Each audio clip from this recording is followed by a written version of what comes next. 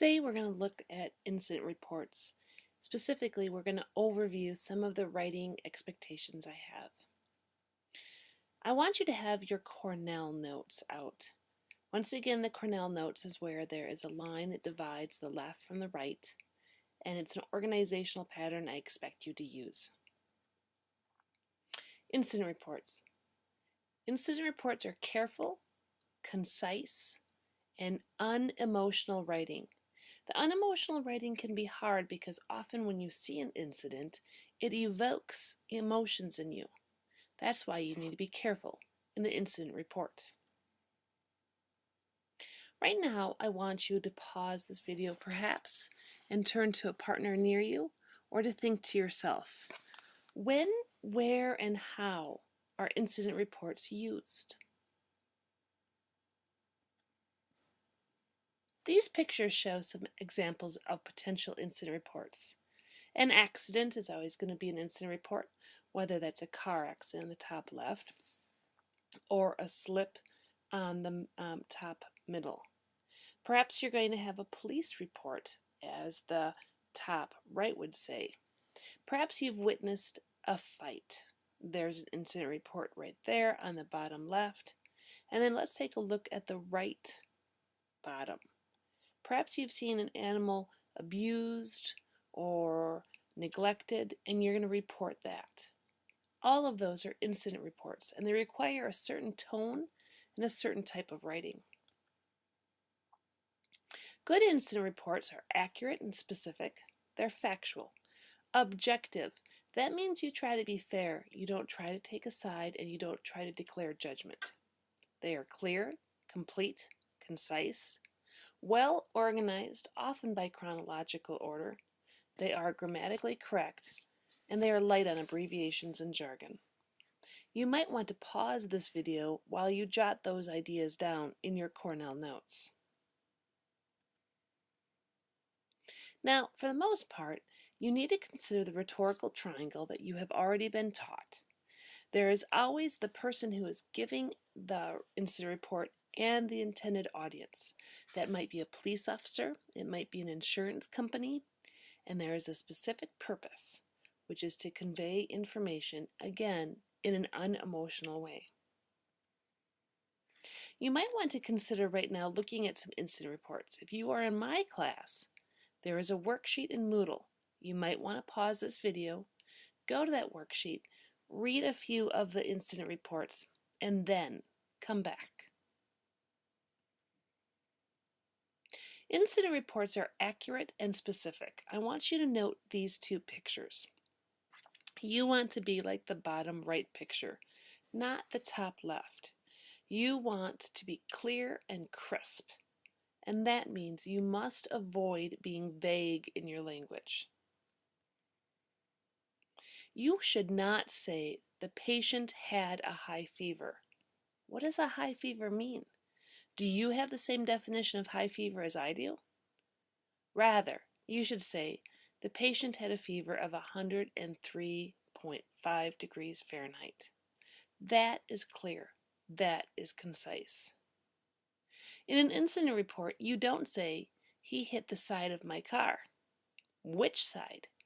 Where?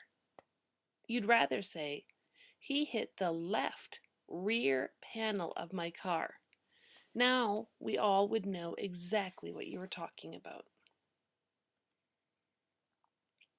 Now, in your Cornell notes, I want you to try these. I don't want you to say he was tall, but do something more precise. I don't want you to say it was afternoon, but give something clearer. And I don't want you to say it costs a lot. I want to know specifics.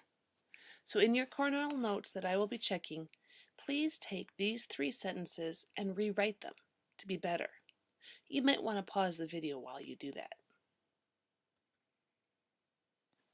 Now you have to be factual in an incident report.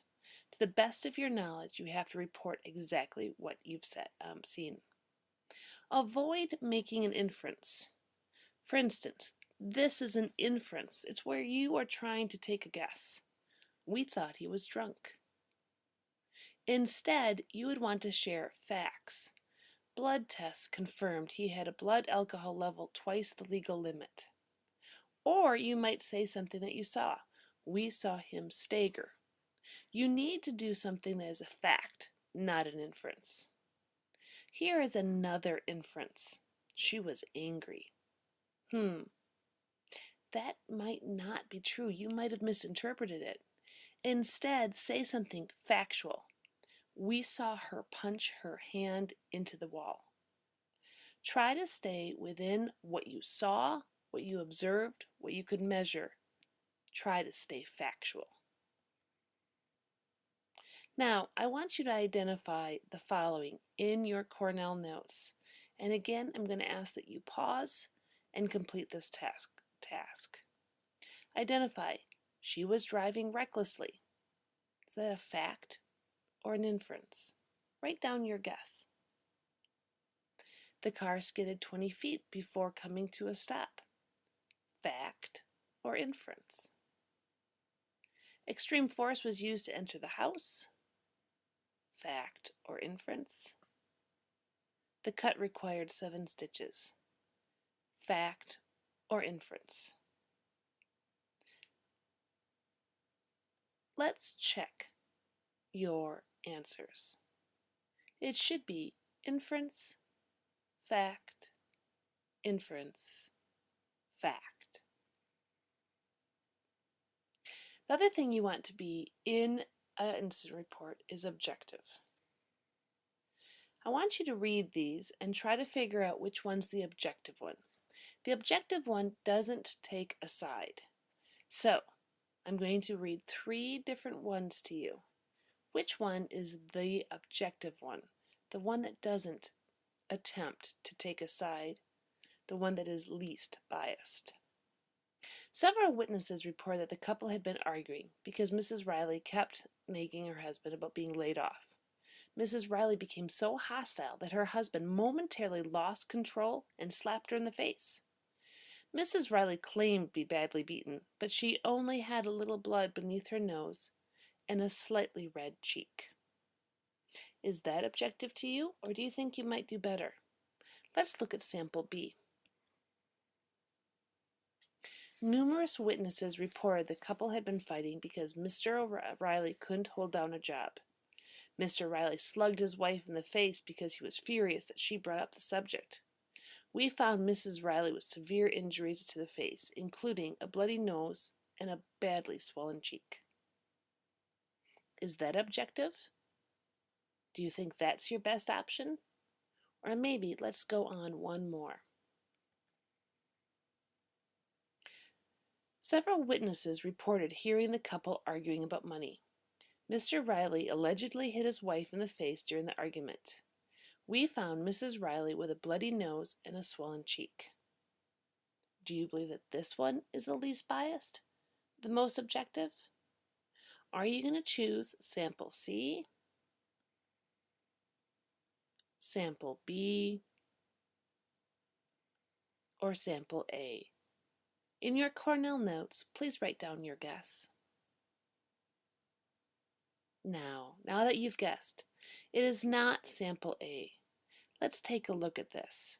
Mrs. Riley became so hostile. That is not objective, that is passing judgment. And that her husband momentarily lost control? That sounds like it's trying to let him off the hook for potential spouse abuse. Mrs. Riley claimed to be badly beaten? That makes her sound like she's lying. But she only had a little blood beneath her nose and a slightly red cheek. That sounds dismissive. You're not telling me the facts here. You're painting the story in a way that makes Mr. Riley look better. Did you guess sample B is objective? I hope not, because let's look at this. Mr. Riley slugged his wife? Really? Is slugged the wife a very good phrase? We found Mrs. Riley with severe injuries to the face? Oh, that seems a little leading. Let's look at sample C. This is the one that was the most objective. I want you to notice the word allegedly. allegedly hit his wife. That is saying, people said it happened, but we're not completely sure. Then let's look at the last line. The evidence we have is a bloody nose and a swollen cheek. This did not paint Mr. Riley or Mrs. Riley in a positive light. It was objective. An incident report is also complete. You must include the who, what, when, where, why, and how. Do not submit any incident report to any place without verifying that you have been complete. You have started at the beginning, including any background information you need to. You have gone through the entire thing, and you have thought through the who, what, when, where, why, and how. An incident report is also concise. For those that have had me as a teacher, you know the 10% cut will come in here. You don't say, the engine company that arrived first on the scene immediately began operations to search the first floor of the hotel and rescue anyone who might be trapped. That's really wordy. That's not concise. Instead, say the first engine company immediately began search and rescue operations on the first floor of the hotel. There we go. That is precise language, and that makes your idea concise. You also are going to have to organize your incident report. Many times this is going to be chronological, but it could be topical, geographical, or a combination. The main idea, though, is that you're organized, and you could defend your organizational pattern should somebody ask. Finally, always make sure you are clear. Always think of your audience and be correct. Make no mistakes. When you make a mistake, well, some people are going to judge you for it. And when they judge you, they might not give as much credence to your perception as you would like. So, that is the incident report.